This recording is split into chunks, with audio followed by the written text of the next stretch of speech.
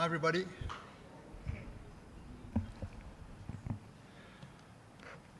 It's working all right, yeah.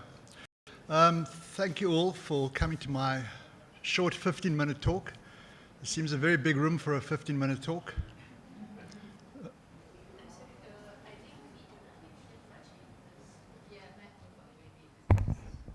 Okay, how about that?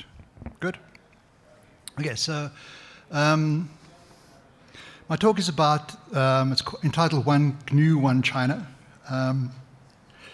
And essentially it's more of a concept note than a presentation, because this is about some research that I want to do going forward.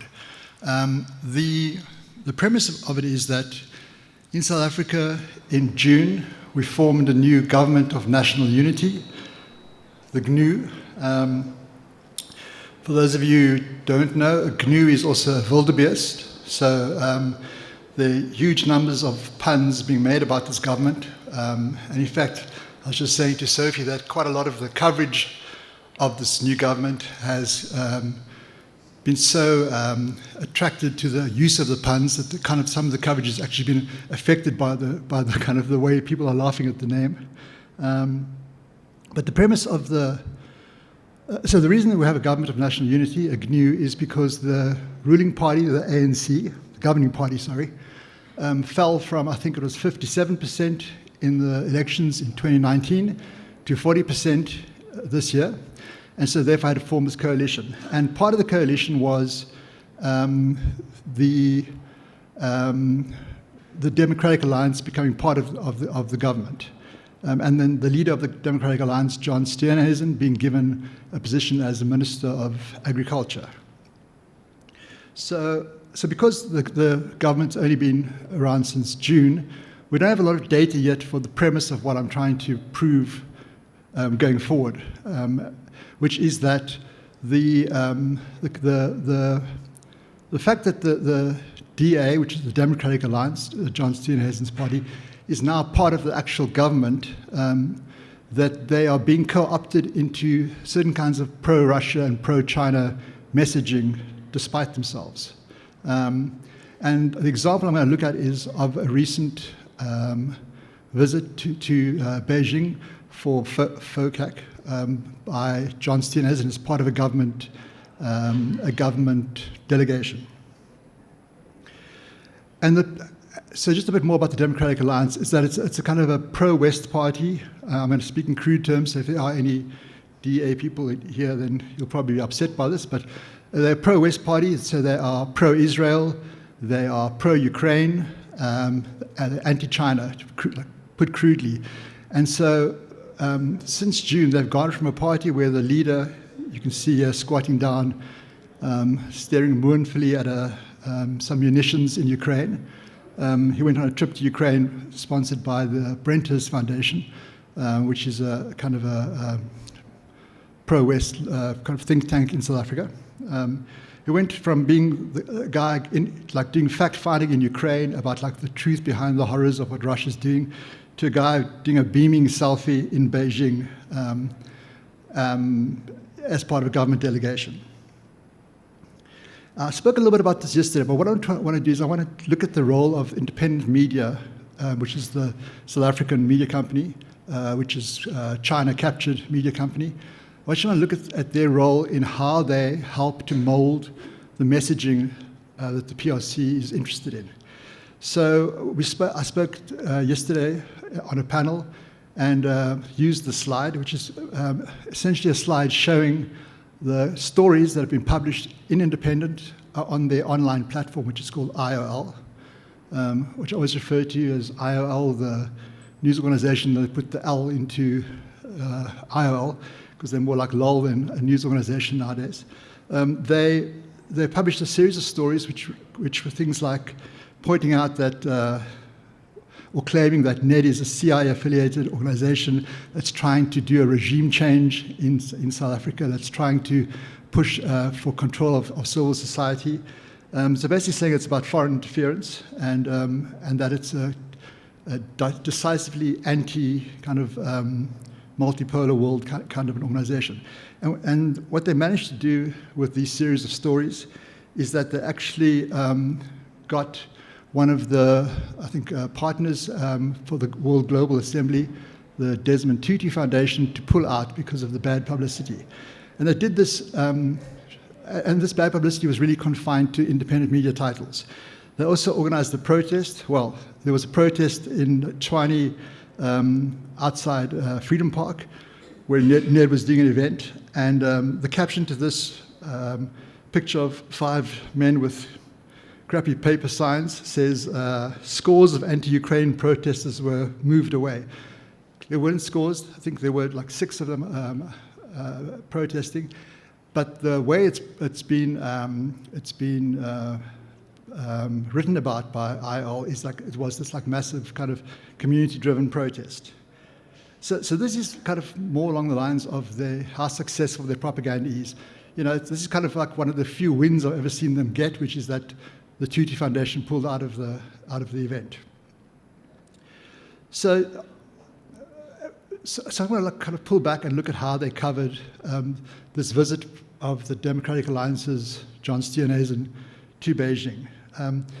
Other newspapers also covered it. So News 24, for example, had a quote by him saying South Africa is getting a lot more out of its China relationship than it's losing. And the article is about how, you know, now as a Minister for Agriculture, he needs to think about the kind of economic implications of the relationship and how, you know, maybe BRICS isn't such a bad thing and that kind of stuff. The Citizen, which is another newspaper in South Africa, reports on that as well, saying it's an advantage for South Africa now to be a member of the BRICS and about the kind of the potential for the market in China and so on. So it's quite standard stuff, but it's still a kind of gives you an idea of how now that the opposition is part of the government, they have to now kind of toe that China narrative line, which is the line of economic benefit to the country, which could be true, of course, as well, but it's still a narrative line. But when you get to the independent online newspapers, the story is entirely changed to focus on one thing, which is that, here's the example, from the first story. Beijing was John's Damascus. Ramaphosa, who's our president, says his minister now embraces the one China policy after the state visit. So it's the whole story is being presented as if it's a victory for both for China and for the governing party in now tamping down what used to be the kind of the voice of opposition. Some of the quotes, and the stories really make it look as if Ramaphosa, our president, is gloating about this with his Chinese counterparts. It says, Ramaphosa went further, telling journalists in Beijing that even his ministers who did not believe in the one China policy had suddenly made a U-turn. A quote from him, last night I had the opportunity to inform President Xi that even one of the leaders of the parties that we are now joined with, who initially was not so well disposed to one China policy, after having visited China for the very first time, and for the very first time as one of my ministers, publicly said he now subscribes and embraces one China policy. So very fulsome language, very like, took one visit to China to like, you know, fall in love with the place and fall in love with dictatorships and fall out of love with human rights. Another example from IL, and I'm giving you a few examples just to show that, the reason why this is just kind of a working project at the moment is because we don't have enough data to really track yet the difference in the way the Democratic Alliance speaks about policy with relation to Russia and China and Israel. We don't have enough data yet because it's only been since June. But I'm hoping that the data, I'm actually committing the cardinal crime of journalism, which is that I'm imagining what the data is going to show me. So yeah, excuse me for that. So, you know, here's another one from IL, another IL publication signed in Independent. Now the DA Steenhuisen embraces one China policy. But now the important thing about this is that this is just one newspaper group that's pushing this message. But as probably many of you know about independent media, it also owns, so independent media is essentially controlled by China and owned by China. It also owns the African News Agency, which is a news agency which disseminates GNU and I think Sputnik content into, I think it's about 40 different media houses and into other news agencies. So a story that is carried on Independent Online gets disseminated, like for example here to the Zimbabwe Mail. And it's the exact same story, but now it's being disseminated into the rest of Africa. And a panel I was on yesterday was about China's influence on African media. And I think it was one of my fellow panelists who said to me, when we were talking about what we were going to do, said to me, it's amazing how all the newspapers I've seen in South Africa are all saying the same thing about the Taiwanese embassy being moved out of Pretoria. They're all saying it's a good thing. And the reason she thought that the whole of South Africa of the South African mediascape was in agreement with this was that one of the weird benefits of being a puppet of China is that independent media is one of the few newspaper groups that can still print their newspapers, because obviously their business model is a little bit different to a normal newspaper. So when you go and look at a row of newspapers in South Africa, they will all cover the same story because they are essentially the same newspaper, just with different titles. And just kind of some more examples. And this kind of speaks to the fact that for IOL, the unconscious assumption that China is the master comes through even in their headlines. So here's a story about China giving our government the green light. Like, in what world does a government need the green light from another government? So there are all these kind of aporia in the coverage that independent media has of China, which really, really reveals who they are. Again, China's ambassador, Wu Peng, salutes South Africa for championing the One China policy. Now, the funny thing is that the Democratic Alliance themselves have realized this. So they put out a statement recently saying, it is clear that pressure has been brought to bear on Pretoria by external actors in the context of both broader geopolitical tensions and the newly formed government of national unity. So they themselves are seeing that they are being manipulated in various ways into being able to be conceptualized as pro-Russia, pro-China, even though the actual party policies might not say that. But just the way they are being used as useful tools by the ANC is kind of really, really revealing. And so for me, the reason this was a 50-minute talk is that for example, the data shows that in coverage of Dean Hazen's visit to Beijing, 10 times the number of stories were in IOL that were in other newspapers. Unfortunately, that still means there are only 9 in IOL because we're very early in this game of gathering the data. But I think I'm hoping for, we'll come back next year to be able to show like how that actually, the fact that the DA has been co-opted into the government, how this is going to increase the influence of China in South Africa. Thank you. It was 15 minutes. Okay, do I have any questions?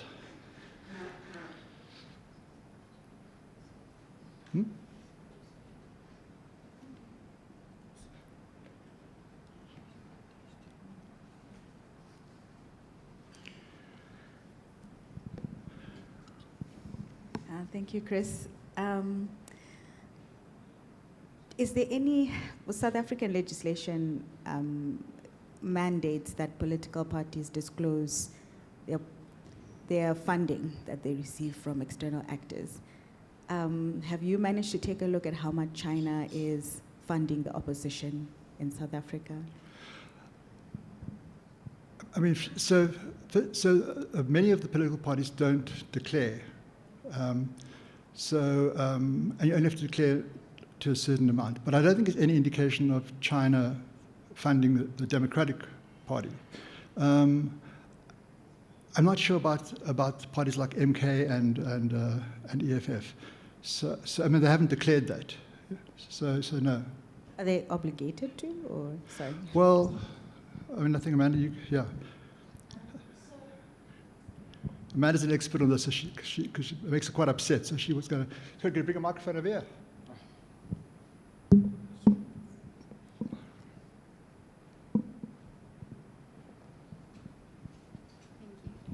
So there is the Independent Electoral Commission does have a mandatory request that they have to supply their funders every quarter that they're supposed to do that. But currently the IEC doesn't actually have a legal backing to say, like, if you don't, you get kicked out of the IEC. So it's like you're relying on the goodwill. But members of parliament legally have to declare what their sources of income are, and that report's just come out, like in the last 2 weeks. That report's just come out, where they have to do everything, I think about 500 Rand that they've got to give, like that they've got to say what funding they've received. I've not seen any like major flags in what's been received, or like kind of what's foreign or declared foreign money. But also it's again like relying on the honesty and goodwill of a member of parliament to know that they've declared properly. But we do know that Russia has financed the ANC and the MK party. But they do. So they do. The parties that currently declare are the ANC, the DA, MK or MKP sometimes, the EFF and Action SA have been quite which are sort of the biggest parties at the moment, have been quite diligent in filing. But again, it's not. It's sort of. It has to be fact checked. Like you're relying on goodwill again. This question at the back.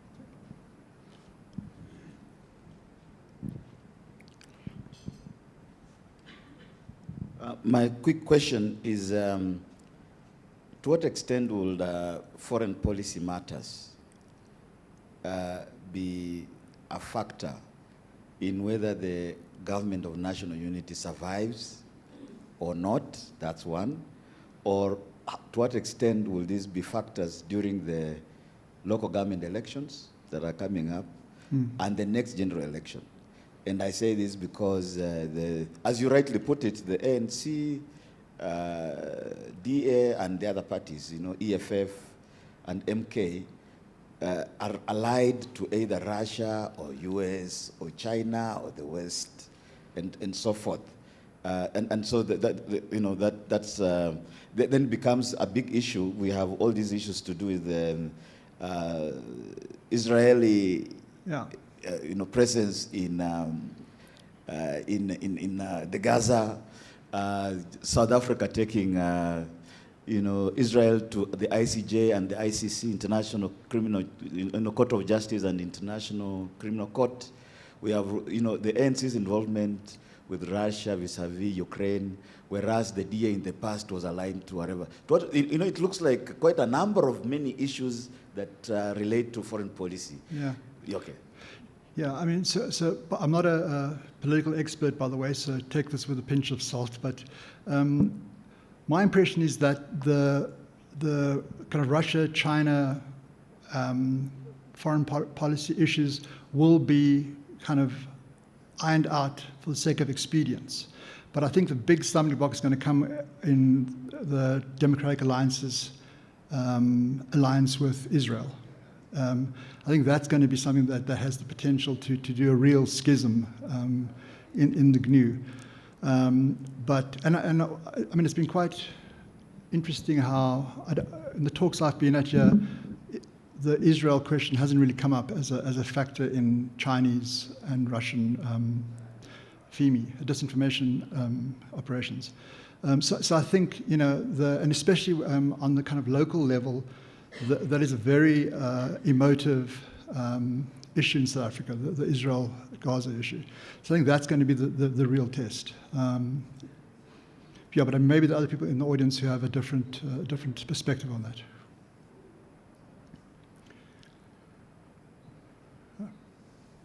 Anybody else?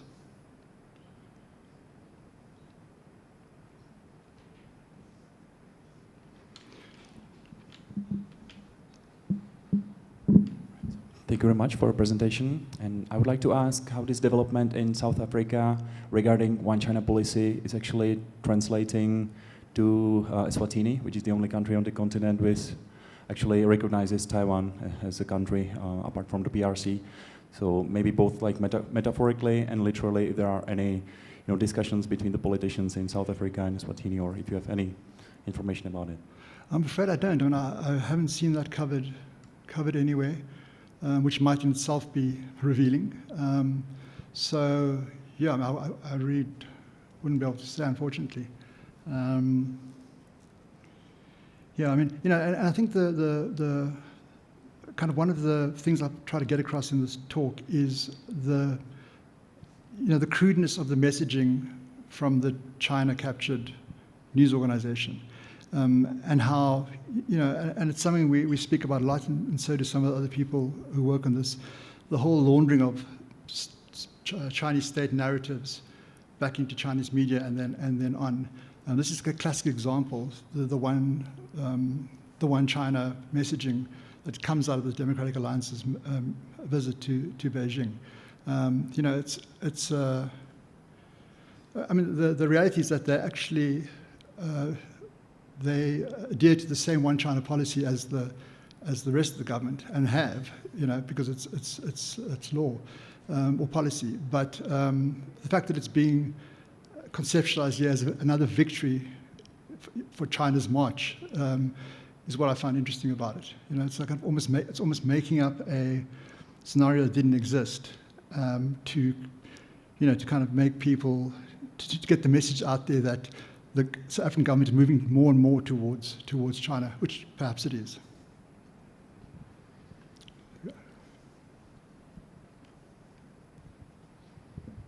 Hi, Chris. You mentioned many newspapers, even though they have different names, and they actually belong to the same group. So even you're reading different newspaper, maybe you're just reading one article. So does the readers aware of that? Because. Well, I mean, the truth about the newspapers is they don't have any readers, which is why they shouldn't even be there. So they're entirely economically purposeless. So they don't have a lot of readers. But the point about that is that because those stories are then covered on the different newspaper websites, it means that the search engine optimization for finding those stories, which is already huge for IR, which is a very old news organization, is really, really high. So the reason they keep those titles is because, then you can say that a story has been picked up by 8 South African newspapers, even though it's the same independent media. So, but whether the reader knows this or not, we as Code for Africa, we do the Reuters digital news report every year for a few countries, including South Africa. And I don't know how many of you know Branko Brikic from the Daily Maverick. He's like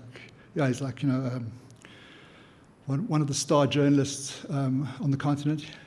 He's a friend of mine, but he actually submits official complaints about me to Reuters, because on our list of most trusted websites, most trusted news brands in South Africa, the independent media IL brand is at the same level as his Daily Maverick. And the Daily Maverick is like world-renowned as this kind of like bastion of journalistic integrity. IL is world-renowned as this piece of nonsense, but yet the readers have the same trust level in what they say. I mean, Daily Maverick breaks kind of massive stories about state capture and corruption and so on. Independent media has stories about a woman giving birth to 10 babies, which turns out to be an entire lie, and yet it doesn't affect the trust. So I think that's what really scares me about the kind of stories I showed you. To us it looks a little bit ludicrous, but in actual fact, out there are people who haven't made that leap between, this bit of content is a lie, but this other bit isn't, because they cleave to brands, So that's, I think, what's so worrying about the fact that yeah, I mean, I talk about independent media all the time, but I think people get a bit bored about, okay, so what? It's China captured.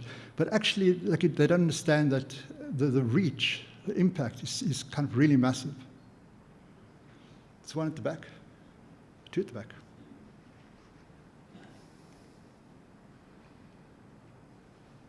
In fact, Maria Ressa, the Nobel laureate, had the same complaint about the Reuters digital news report, in that her Rappler, her news organization, is always way down at the bottom of most trusted organizations in the Philippines. So, All right. Thanks for your presentation. Bordering from NDI.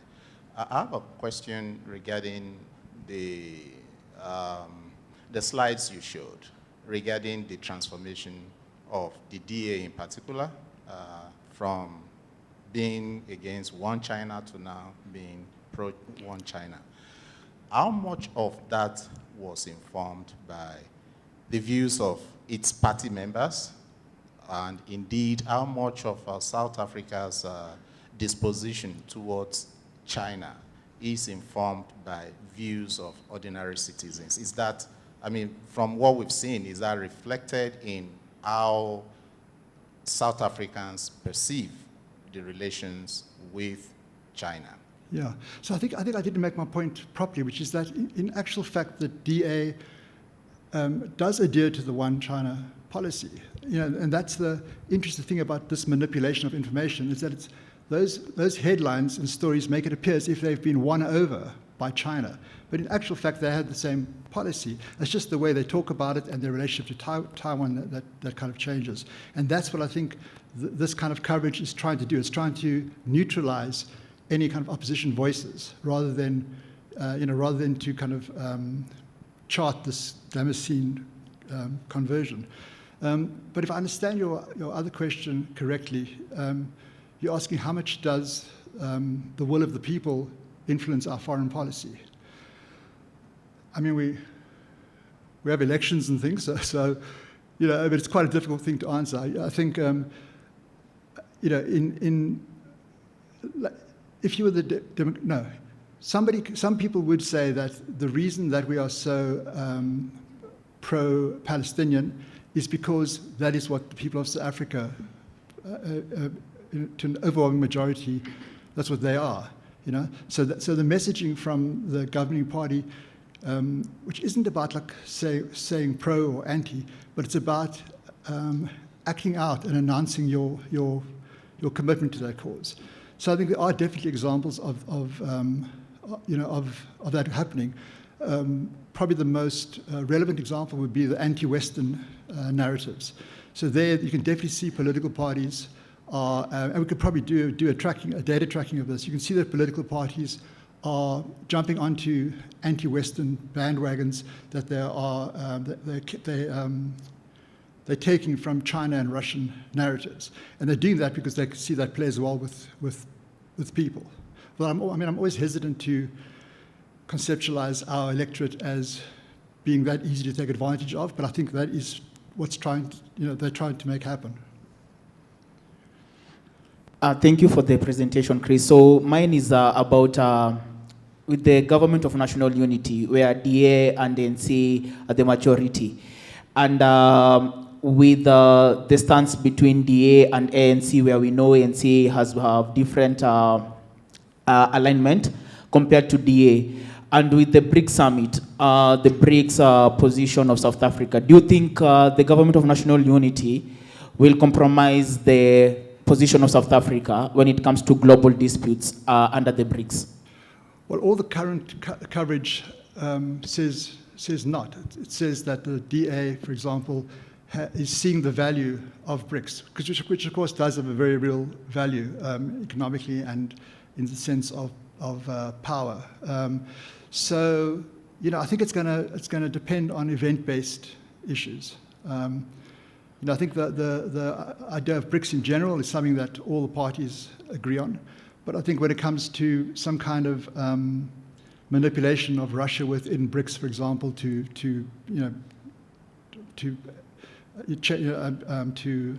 implement some kind of policy change, I think that's when there might be an issue.